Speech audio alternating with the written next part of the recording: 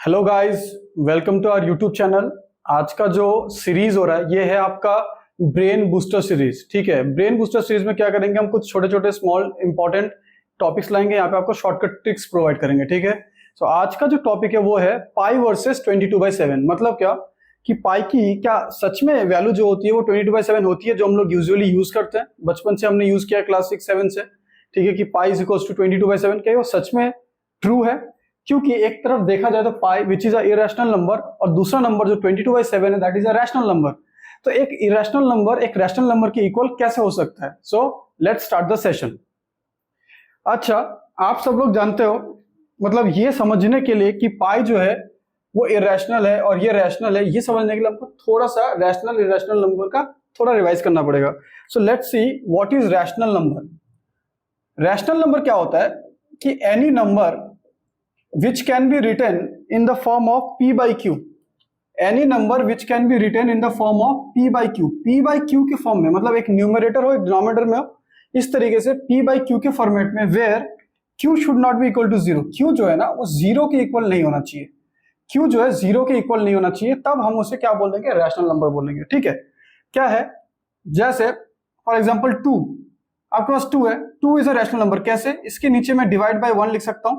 So p by Q format में है, q जो कि डिनोमिनेटर है, डिनोमिनेटर जीरो नहीं है। सिमिलरली मैं -1 को भी रैशनल नंबर की तरह ट्रीट करूंगा, क्योंकि रैशनल नंबर है, -1/1 ऐसे लिख सकता हूं। 2024 दिस ईयर, 2024 आप समझ सकते हो, डिवाइड बाय 1। आप किसी भी नंबर के नीचे 1 रखोगे that becomes a rational number because p by Q के फॉर्मेट में है। 3/4 -5/9 एंड इस तरीके से कैसे भी नंबर आप लिख दो। ठीक है ना, इस तरीके से आप कितने भी नंबर लिख सकते हो, that is a rational number, that is p by Q के फॉर्मेट में है। अच्छा, अगर ये p बाई क्यू के फॉर्मेट में है और इस तरीके से है तो रैशनल नंबर होगा। सिमिलरली आप 22/7 का अगर बोले तो मैं अगर सिर्फ 22/7 लिख रहा हूं, this is not pi, okay, this is 22/7। एक नंबर है जिसके न्यूमरेटर में 22 है और डिनोमिनेटर में 7 है, ओके, 22/7 इस फॉर्मेट में है, तो फिर ये क्या हुआ? ये भी एक रैशनल नंबर हुआ। क्यों? क्योंकि इस फॉर्मेट में है। ओके, अब क्या है? What is irrational number? Rational number अगर ये है तो इरेशनल नंबर आपका क्या है? इरेशनल नंबर आपका क्या है? क्या होता है इरेशनल नंबर? ठीक है, इरेशनल नंबर के लिए ना आपको पहले जानना पड़ेगा कि इरेशनल नंबर के लिए आपको जानना पड़ेगा कि थोड़ा सा टर्मिनेटिंग और रिपीटिंग नंबर्स क्या होते हैं। क्योंकि जो नंबर्स रिपीटिंग नहीं होते, मतलब नॉन रिपीटिंग, नॉन रिकरिंग और नॉन टर्मिनेटिंग, उनको हम क्या बोलते हैं? Irrational number. ठीक है, कोई भी इरेशनल नंबर बनने के लिए, इरेशनल नंबर बनने के लिए दो कंडीशन है। क्या? It has to be non terminating, non terminating. अब नॉन टर्मिनेटिंग का मतलब क्या है मैं जस्ट समझाऊंगा आपको, उसके लिए हमको टर्मिनेटिंग पहले समझना पड़ेगा। जब टर्मिनेटिंग समझ जाओगे तो नॉन वाला पार्ट भी समझ जाओगे। और दूसरा कंडीशन है कि नॉन रिपीटिंग, रिपीटिंग भी नहीं होना चाहिए। इसको बहुत लोग नॉन रेकरिंग भी बोलते हैं। नॉन रेकरिंग मतलब क्या? रेकरिंग नंबर नहीं होना चाहिए। क्या होता है टर्मिनेटिंग नंबर और क्या होता है रिपीटिंग नंबर? अगर मैं बोलूं कि टर्मिनेटिंग नंबर क्या होता है, टर्मिनेटिंग नंबर आप बचपन से ही देखते आ रहे हो, ऐसे नंबर जिनका डिवीजन जो है कंप्लीट डिवीजन हो जाए। ठीक है, कंप्लीट डिवीजन हो जाए मतलब क्या? फॉर एग्जांपल आपको 10 डिवाइड बाई 2 बोला, so, जब आप इसको डिवाइड करोगे तो आपको ना 5 एग्जैक्ट मिलेगा। 3/5, 3/5 जब आप इसको करोगे that will comes out to be 0.6। 3/4 that will come out to be 0.75। 1/4 that will come out to be 0.25। आप समझ लो, ऐसे नंबर जिनका डिवीजन हो जाए कंप्लीटली, या फिर डेसिमल के बाद, वो डेसिमल के बाद कुछ डिजिट के बाद खत्म हो जाए उसका डिवीजन, उसका डिवीजन डेसिमल के बाद, डेसिमल पॉइंट के बाद जो है डिवीजन खत्म हो जाए, या फिर कंप्लीटली डिवीजन हो जाए, ऐसे नंबरों को बोला जाता है टर्मिनेटिंग नंबर। ऐसे नंबरों को क्या बोला जाता है? Terminating number. अच्छा, तो रिपीटिंग नंबर क्या होता है? रिपीटिंग नंबर क्या होता है? अच्छा, देख लेते हैं, रिपीटिंग नंबर भी देख लेते हैं। रिपीटिंग नंबर या फिर रेकरिंग नंबर क्या होता है कि आपके पास नंबर है 1/3, अगर आप 1/3 को डिवाइड दोगे तो आपको क्या मिलेगा? 0.333 ऐसे चलता जाएगा। 3 से आप 1 को डिवाइड दोगे तो पॉइंट लेके 0 विच इज 3, 9, फिर 1 पॉइंट करने से 0, 3 जा 9, फिर 1 पॉइंट करने से 0, 3 जा 9, और इस तरीके से ना ये कंटिन्यूस चलते रहेगा। That will never stop. इसीलिए क्या बोलते हैं ये रिपीटिंग नंबर की, ये स्टॉप ही नहीं हो रहा है और जो नंबर आ रहा है ना दैट इज रिपीटिंग, इस तरीके से रिपीटिंग। इसी को रिपीटिंग को रिप्रेजेंट करने के लिए हम क्या बोल लगा देते हैं, बार लगा देते हैं कि 0.3 पे बार, जो नंबर रिपीट हो रहा है उसके ऊपर बार, बार मीन्स कि उसका रिपीटेशन हो रहा है। इसी तरीके से आप कोई और एग्जांपल ले लो, 1/9 ले लो, 1/9 लोगे तो 0.1111 इस तरीके से रिपीट होगा, मीन्स 0.1 पे बार लगा दो। 1/11 ले लो, इसका अगर डिवीजन करोगे तो आपको 0.090909 इस तरीके से आपको रिपीटेशन मिलेगा। मतलब क्या, 2 डिजिट का रिपीटेशन, 0 और 9 का रिपीटेशन, इसलिए 0 और 9 दोनों पे बार रहेगा, 0 और 9 दोनों पे बार है। तो ऐसे नंबर जिनका मतलब क्या होता है, रिपीटेशन होता है, या फिर 2 डिजिट का रिपीटेशन हो, 3 डिजिट का रिपीटेशन हो एज अ ग्रुप, या फिर 111 एक ही डिजिट का रिपीटेशन हो, इस तरीके से इनको बोलते हैं रिपीटिंग नंबर। ये टर्मिनेट नहीं होते, ये खत्म भी नहीं होते, लेकिन इनका जो नंबर होता है, डिवीजन का नंबर जो होता है, that comes out to be repeating. यहाँ पे क्या होता है, टर्मिनेट नंबर में कंप्लीट डिवीजन हो जाता है, या फिर डेसिमल पॉइंट के बाद कुछ स्टेप्स के बाद उसका डिवीजन खत्म हो जाता है। अब मैं क्या बोल रहा हूं, ऐसे नंबर जो ना ही टर्मिनेटिंग है और ना ही रिपीटिंग है, नॉन। देखो यहाँ पे क्या था, इरेशनल नंबर में क्या था, दोनों में नॉन है। मतलब ऐसे भी नहीं है कि डिवाइड करने के बाद खत्म हो जाए डिवीजन, या फिर डेसिमल के बाद डिवीजन खत्म हो जाए कुछ स्टेप्स के बाद, या फिर डिवीजन ऐसा हो रहा हो जहां पे रिपीटिंग नंबर्स मिल रहे हैं, ऐसा भी नहीं होता। जब ऐसे दोनों कंडीशन को सेटिस्फाई करता है, ऐसे नंबरों को हम क्या बोलते हैं, इरेशनल नंबर।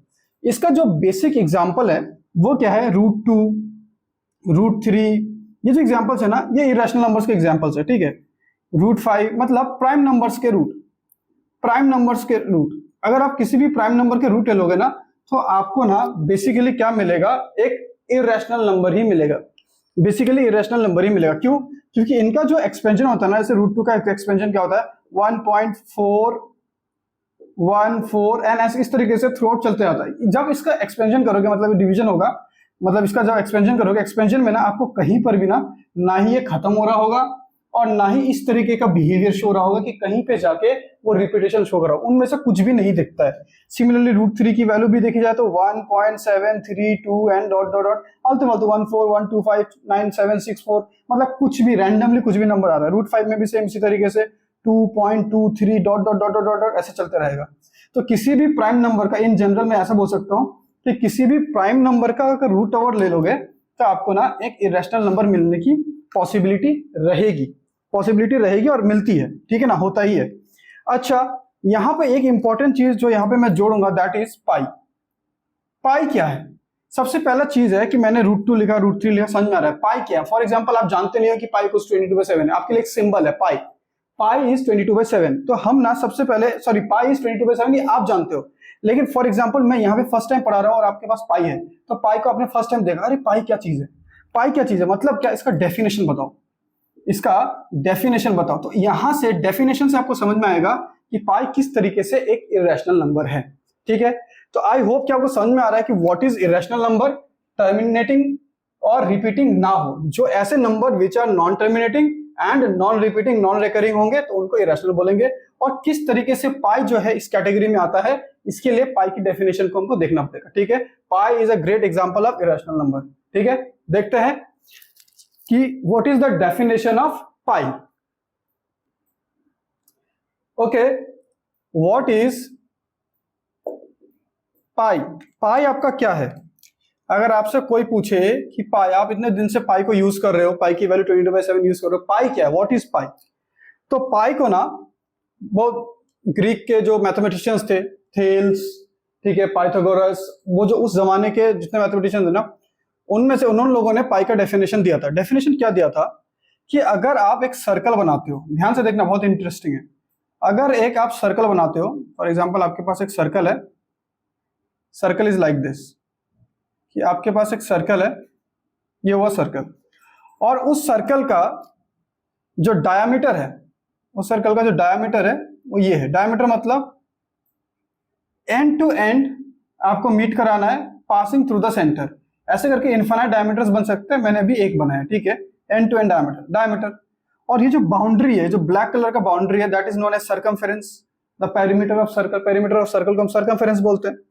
तो क्या हुआ कि उन्होंने बोला अगर ये सी है, सर्कमफेरेंस सी है, इसका बाउंड्री, और ये वाला पोर्शन, ये पूरा का पूरा डायमीटर डी है, ठीक है ना, ये डी है, समझ लो, ये जो लेंथ है डायमीटर डी है, तो सी बाई डी का जो रेशियो होगा ना, सी बाई डी का रेशियो जो होगा वही क्या होगा, पाई होगा। वो कैसे हुआ है, उन्होंने सबसे पहले क्या किया, एक इस तरीके का एक सर्कल बनाया। फॉर एग्जांपल एक सर्कल लिया कुछ रेडियस का, उन्होंने ड्रॉ किया, ओके, और फिर उन्होंने ये रेशियो निकाला क्या, कि सी बाई डी निकालते हैं। तो उन्होंने पहला सर्कल लिया, फॉर एग्जांपल मैं इसको C1 ले रहा हूँ, इसको D1 ले रहा हूँ, तो C1 बाई D1 का रेशियो निकाला। निकालने के बाद उन्होंने क्या देखा, 3.141592 ऐसे करके ना कुछ डिजिट तक लिखा उन्होंने कुछ डिजिट तक लिखा इस तरीके से। फॉर एग्जाम्पल मान लो यहीं तक लिखा 3.1592 यहाँ तक लिखा।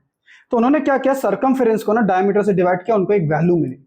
फिर उन्होंने क्या बोला कि चलो ना इस बार रेडियस जो था ना इसका, फॉर एग्जांपल कोई रेडियस था 7 सेंटीमीटर था, उन्होंने ऐसे निकाला।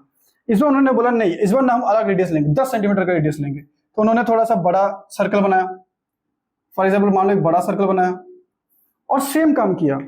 काम उन्होंने सेम ही किया कि हम क्या करेंगे, सर्कमफेरेंस को डायमीटर से डिवाइड करके देखेंगे। उनका एक ही काम था कि सर्कमफेरेंस को डायमीटर से डिवाइड करके देखेंगे। तो उन्होंने फिर से क्या बोला, इसके सर्कमफेरेंस को C2 बोला, इसके डायमीटर को D2 बोला, लेंथ वाइज, और फिर निकाला कि C2 बाई D2 की वैल्यू कितनी आती है, C2 बाई D2 की वैल्यू कितनी आती है। फिर उन्होंने देखा कि इसकी वैल्यू भी 1592 ऐसे आ रहा है, 3.15141592 ऐसे आ रहा है।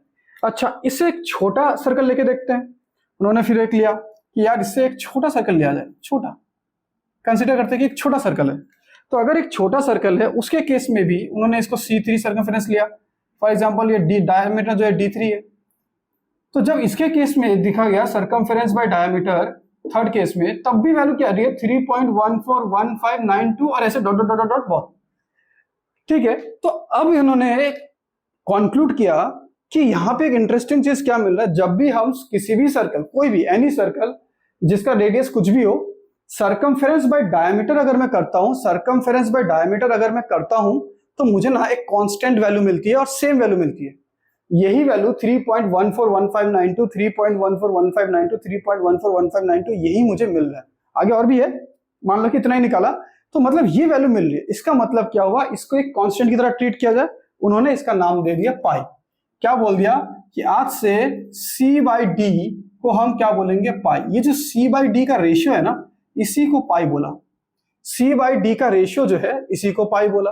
मेरी बात समझो। और इंटरेस्टिंग बात ये हुआ कि जब इसको वैल्यू निकालने गए तो हमको क्या मिला, 3.141592 डॉट डॉट डॉट, खत्म ही नहीं हो रहा है, चल रहा है। आजकल तो सुपर कंप्यूटर्स आ गए, ठीक है, ट्रिलियंस ऑफ डिजिट तक चले गए। ट्रिलियंस ऑफ डिजिट तक जाने के बाद भी ना अभी भी इस पे कोई भी रिपीटेशन या फिर कहीं पर टर्मिनेट होता हुआ अभी भी नहीं मिला।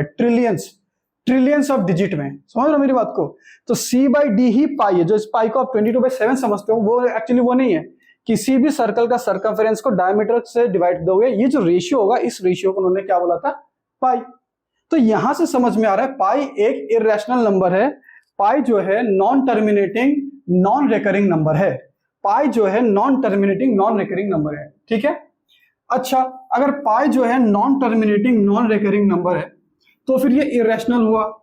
लेकिन हमने थोड़ी देर पहले जब रैशनल नंबर पढ़ रहे थे तो हमने क्या देखा कि 22/7 जो है ना आपका, 22/7 जो है वो रैशनल है। 22/7 जो है ना वो रैशनल है। मतलब पाई जो है इरेशनल, जिसकी value 3.141592 and dot dot dot dot.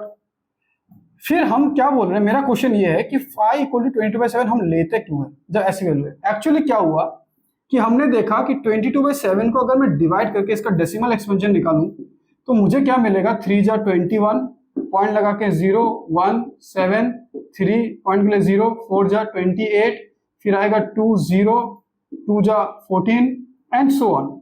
तो यहाँ पे मैंने देखा अगर मैं 2 डिजिट तक लेता हूँ, डेसिमल के बाद 2 डिजिट तक लेता हूँ 3.14, और इसके डेसिमल के बाद 2 डिजिट तक लेता हूँ 3.14, तो मेरे को ना दिख रहा है कि पाई इज इक्वल्स टू 22/7। लेकिन ये एक अप्रॉक्स वैल्यू होगी, ये एग्जैक्ट वैल्यू नहीं होगी, ये एक अप्रॉक्स वैल्यू होगी।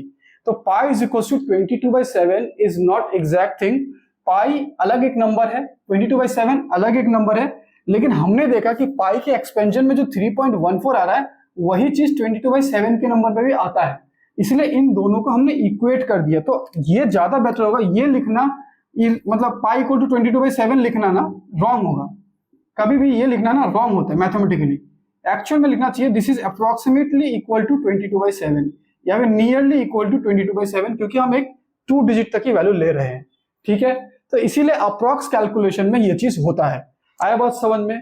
पाई की वैल्यू जो है हम 3.14 जब लेंगे, पाई की वैल्यू जब 3.14 लेंगे तभी जाके 22/7 उसकी अप्रोक्स वैल्यू की तरह हम यूज कर सकते हैं।